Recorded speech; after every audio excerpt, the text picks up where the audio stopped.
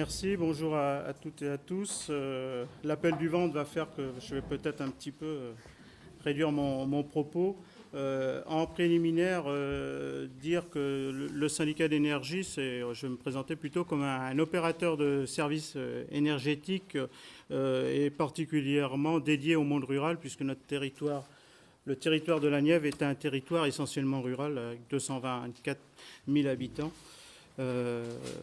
Par rapport aux préoccupations que certains évoquaient quant à la ressource énergie bois, on plaisante souvent en disant chez nous il y a 1 hectare de bois par habitant. Donc si on fait la rotation, on doit pouvoir assumer une autonomie et de façon durable. Donc le syndicat d'énergie intègre beaucoup de fonctions. Alors ces syndicats d'énergie, d'équipement et d'environnement, on intègre beaucoup de fonctions qui sont liées à l'énergie, avec une intégration, mais qui évolue politiquement, assez forte, d'instruments, d'outils qui sont mis à disposition des collectivités locales. Je crois que c'est ce qui fait un peu la caractéristique de notre structure par rapport à d'autres collègues sur le territoire national. Nous avons ainsi plusieurs régies. On a une régie de chaleur. La vocation étant de mettre ces outils à disposition des collectivités dans nos processus décisionnels. Ce sont les collectivités qui décident ou non de venir au sein du syndicat, y trouver à la fois des outils de mutualisation financière avec toute une politique d'aide, et puis également une expertise technique que nous avons sur un certain nombre de domaines. Donc, sur les domaines qui nous intéressent aujourd'hui, on a 2 régies d'exploitation, une de chaleur, une liée à l'éclairage spécifique.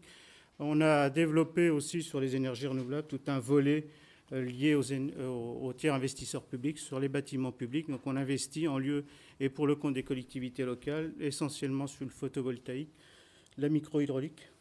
Et puis nous avons créé, et là je pourrais y revenir s'il y a des questions par rapport à un certain nombre de choses qui ont été évoquées dans la présentation tout à l'heure, qui a été faite des différentes restitutions. Une SEM, donc qui est toute récente, qui date du mois d'octobre 2012, qui a la particularité aujourd'hui d'avoir une participation à hauteur de 15% citoyenne à travers des clubs d'investisseurs. Donc, je ne vais pas développer beaucoup plus à ce stade, mais c'est notre volonté aussi de se tourner avec un outil qu'on a dédié à cette vocation pour le développement surtout du grand éolien, des projets de méthanisation et des projets hydrauliques qui sont sur le territoire. Voilà. Et puis on développe à côté de ça un certain nombre de missions, du conseil en énergie partagée, dont Jérémy Fourage qui anime l'atelier et le responsable. Également un fonds mutualisé de certificats d'économie d'énergie. Et puis j'ai entendu parler aussi ce matin de la maîtrise de la demande d'énergie. Et donc là aussi on a un certain nombre d'actions et on a contractualisé avec la société Voltalis que certains d'entre vous connaissent. Et puis enfin, on a également tout un volet lié à la précarité énergétique et on est cofinanceur de l'Agence locale de l'énergie à travers d'autres actions et en particulier sur la précarité énergétique. Donc moi, ce que je vais vous présenter ce matin, c'est une démarche qui n'est pas aboutie puisqu'elle est en cours. Ma voisine aurait peut-être eu plus d'éléments de restitution puisqu'on conduit cette étude. À l'origine, cette étude, on l'a pensée un petit peu à l'issue de l'adoption du schéma régional climat-énergie de Bourgogne. C'était de voir comment, sur nos territoires départementaux, quand on revient en département, comment on traduit les orientations du schéma, comment concrètement. Vu à travers 2 prismes, et c'est la particularité de notre territoire, c'est qu'on a construit ça de manière avec une comaîtrise d'ouvrage nivernaise qui associe le Conseil général. Alors pourquoi ? Parce que nous avons un agenda 21 au Conseil général qui a été mis en place depuis 3 ans et pour lequel le syndicat d'énergie est l'acteur référent sur les questions liées à la compétence. Et donc on a pensé utile, et le Conseil général initiait en même temps un plan climat-énergie départemental qu'il a ciblé essentiellement sur patrimoine et services.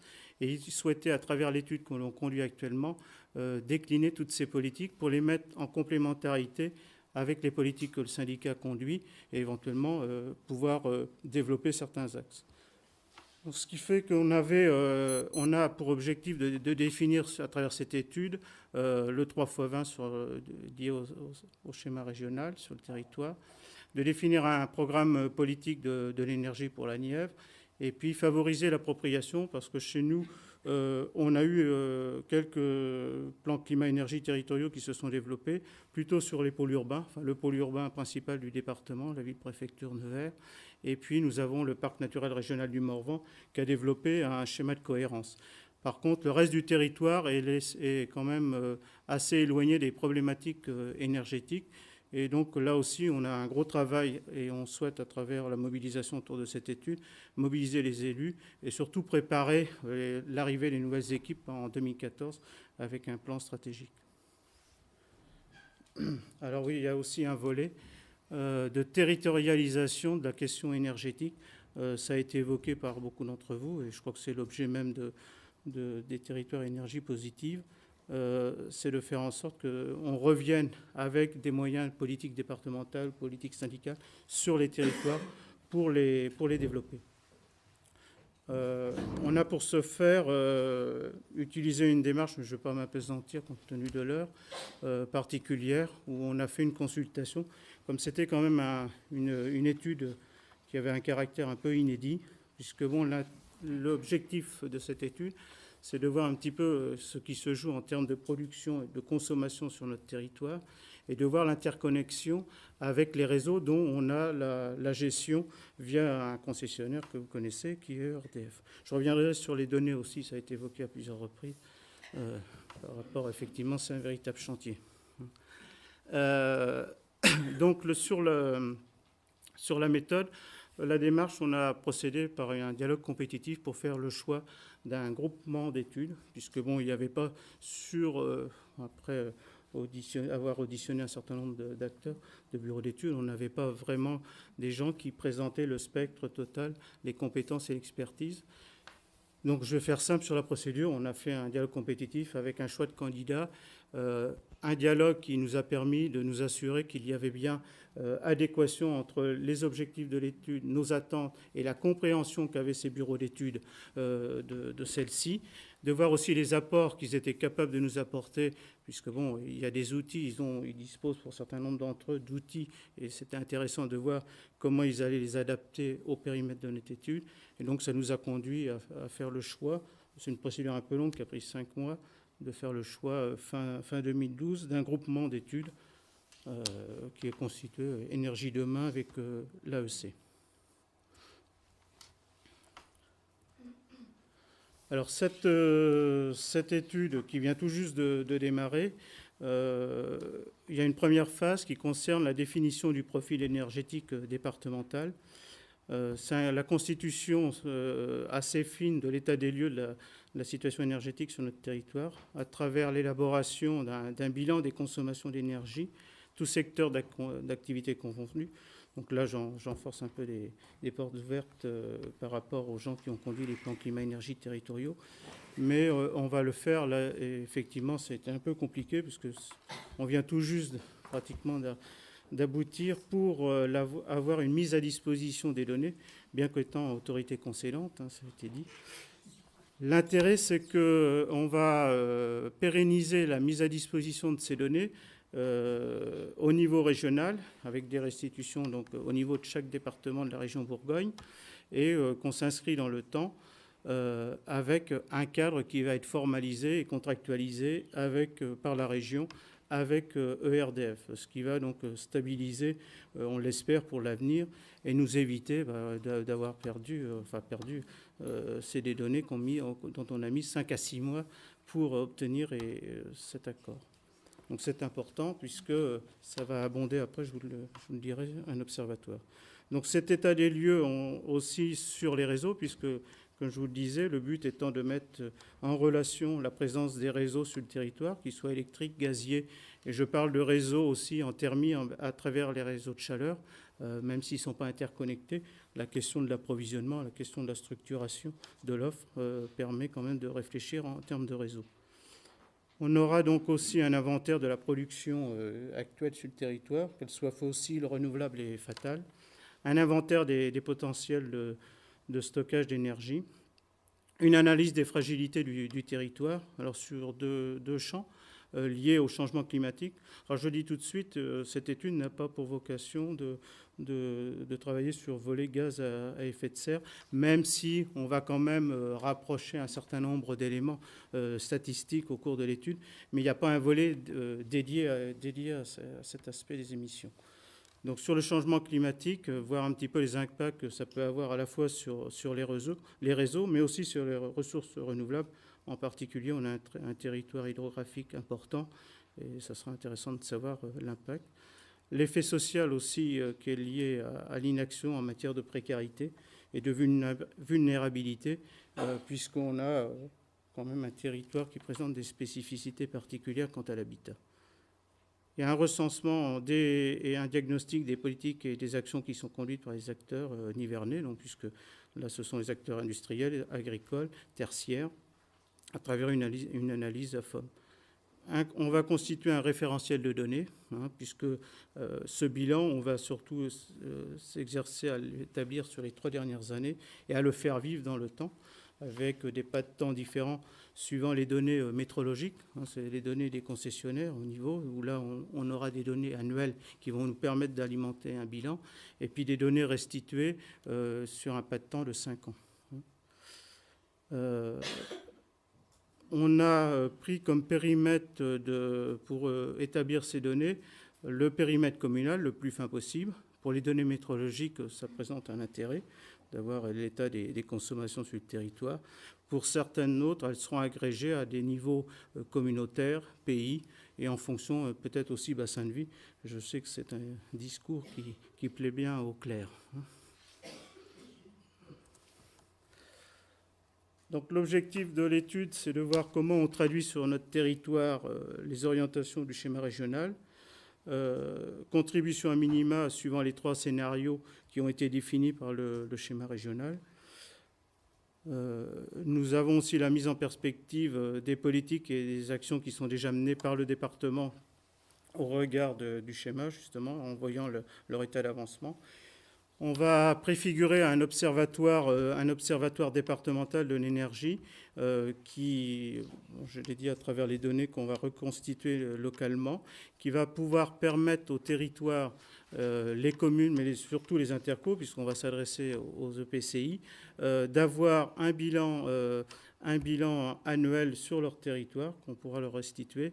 Et donc, comme on a un outil, on a un CIG départemental que l'on anime au sein de la structure, il sera mis à disposition pour justement permettre à ces territoires de prendre à leur compte ces données et de pouvoir travailler dessus. Donc tout ceci est validé au niveau régional et on le décline après au niveau départemental. On part du niveau d'Alter pour que certains connaissent pour le mettre en œuvre.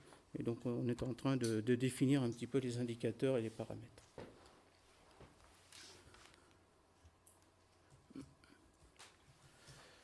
Alors la phase 3, donc en phase 2, on va définir les axes stratégiques de réduction et de consommation d'énergie à travers les énergies renouvelables. Il y a tout un volet, bien sûr, efficacité énergétique pour nous, et sur le réseau, à travers une caractérisation, donc je vous parlais énergétique des communes, l'évaluation de leur potentiel, une définition des typologies. Ça a été dit par certains, il y a des territoires qui se prêtent plus à la biomasse, d'autres à l'éolien. Donc on aura aussi cette caractéristique du territoire. Une définition des règles de mobilisation, des mobilisations de ces énergies.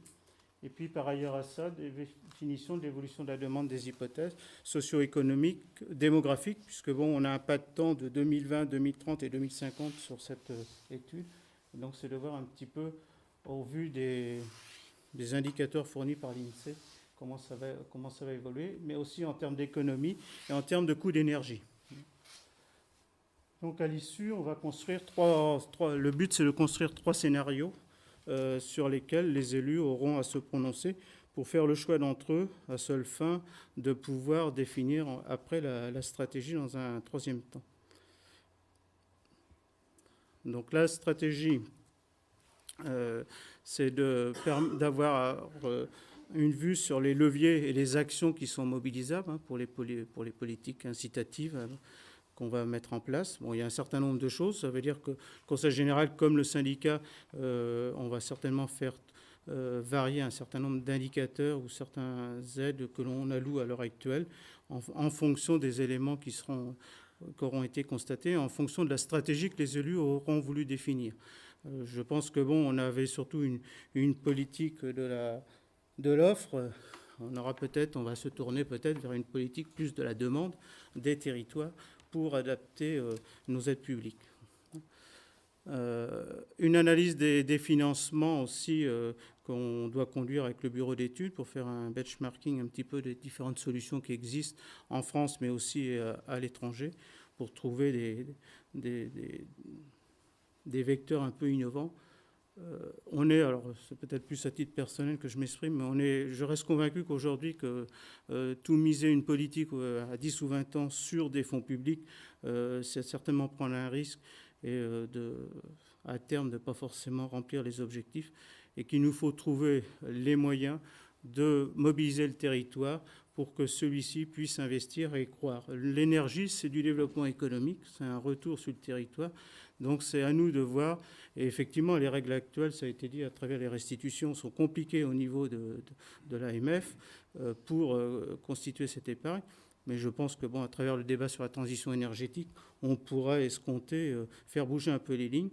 Je pense que la capacité du territoire à se mobiliser s'il a un bon projet, c'est aussi intéressant de voir les citoyens se mobiliser dessus. Simplement pour l'anecdote, sachez que dans les années 1950, il y avait des émissions de bons du Trésor pour constituer les réseaux d'énergie électrique pour amener l'électricité dans les fermes. Donc je veux dire qu'on refait un petit peu l'histoire 50 ans après, mais c'est quelque chose qu'il faut aussi, là aussi, chacun, les parlementaires fassent bouger un peu les lignes. Le but, c'est d'avoir, comme le CIEN est un acteur énergétique sur le territoire, c'est de définir aussi notre programme d'investissement pour les années à venir. Est-ce que l'on doit continuer de renforcer, extendre? Enfin bon, je sais, des fois ça pose un peu polémique pour certains, mais effectivement, qu'on se pose la question de savoir si on développe un réseau à tel ou tel endroit, ou sinon on va réfléchir plutôt à un autre. J'entendais tout à l'heure une question de soulever. C'est vrai qu'aujourd'hui, la planification urbaine, même les SCOT, pour avoir travaillé sur un d'entre eux, sont assez pauvres sur la question énergétique. On réfléchit éventuellement à proposer aux collectivités locales d'avoir avec un PU un schéma directeur énergétique. C'est une possibilité, au moins pour les communes semi-urbaines d'une taille suffisante. Alors, où en suis-je ? On va élaborer, ça c'est assez classique, pour chacun des dispositifs, des fiches actions. Et puis, il y a une définition d'une gouvernance entre les acteurs. Il est bien certain que ce soit le Conseil général comme le syndicat, nous ne sommes pas là pour avoir la prétention de tout faire. Et il y a un certain nombre d'acteurs, que ce soit à travers les chambres consulaires, qui doivent relayer ces actions. Et encore, on va s'adresser essentiellement aux communautés de communes. L'idée, à partir de 2014, c'est de décliner le programme d'action qui aura été défini conjointement auprès des communautés de communes. Ça leur sera un petit peu une caisse à outils. Ils pourront éventuellement définir leur politique locale au niveau énergétique. Donc au niveau de l'étude, c'est une étude participative. Alors j'entends au niveau, il n'y a pas de citoyens qui sont associés au périmètre de cette étude. Ça se déroule entre un comité technique qui réunit l'ADEME, le Conseil régional, l'ADREAL, et les deux institutions, Conseil général et syndicats. Nous avons un comité de pilotage, un comité de partenariat. Donc ce sont toutes les chambres consulaires, les pays, les communautés de communes, le parc. Et puis, bien sûr, ça sera validé aux assemblées de décembre par les deux structures pour une déclinaison à partir de 2014. Alors, quelques restitutions que j'ai demandées au bureau d'études pour les circonstances. Alors, c'est pour ça, ce sont que des chiffres provisoires.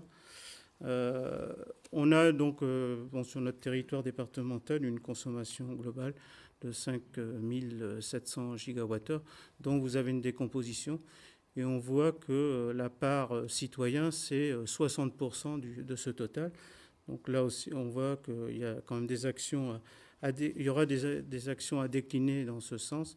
Et vous avez la part des énergies, mais je ne vais pas commenter. Je pense que tout ceci. Je veux simplement attirer l'attention, c'est qu'on voit que la consommation moyenne sur le territoire est supérieure tant à la moyenne bourguignonne que française, puisqu'on est à 15,4 MWh par habitant.